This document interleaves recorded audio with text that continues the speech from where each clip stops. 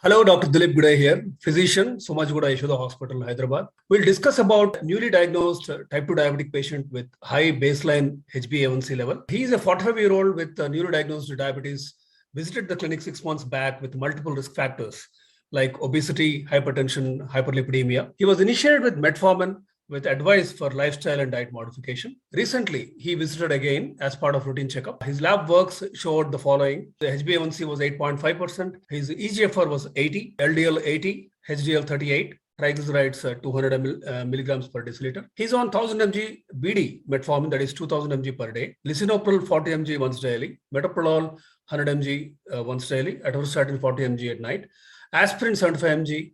And physical examination wise, his BMI is high at 31 and blood pressure is okay, 120/70 and heart rate 78 beats per. Now, evidence indicates that early intervention and achievement of glycemic control reduces the long-term risk of microvascular and macrovascular complications in diabetes. The UKPDS study has said that. And UKPDS also demonstrated a legacy effect of early intensive therapy because the difference in the CV event rate 10 years post-trial was apparent, even though no difference in HbA1c levels between the intensive and conventional therapy were there. So when metformin is not suitable and empagliflozin or linagliptin is being considered as an alternative first-line treatment, initial combination therapy may be considered to achieve target more quickly, particularly in patients with high baseline HbA1c level. Now, early combination therapy in diabetes makes a clinical sense for several reasons.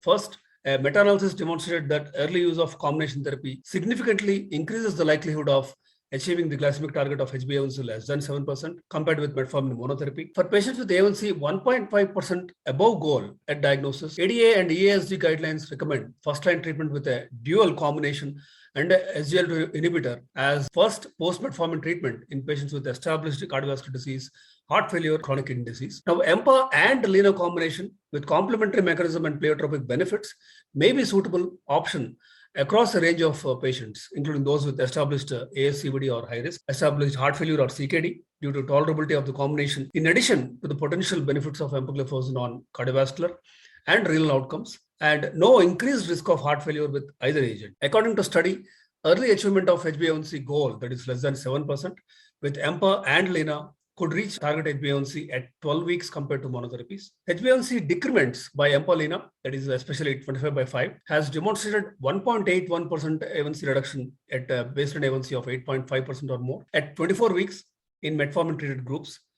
Now, the benefits on glycemic control were maintained at week 52 in metformin-treated groups, and a higher percentage of patients achieving HbA1c less than 7% were reported for combinations. The combination offers a suitable component in strategy to achieve target A1c without increased risk of hypoglycemia and weight gain with improvement in overall lipid profile. A reduction in the incidence of genital infections associated with SGLT2 inhibitors has been reported when a DPP-4 inhibitor is added, perhaps because of a better glucose control, although other possible mechanisms remain to be investigated. So in summary, EMPA-LINA combination provides a robust A1c reduction and 2 to 4 times higher odds of patients reaching goal HbA1c compared to individual agents with low hypoglycemic risk. Thank you.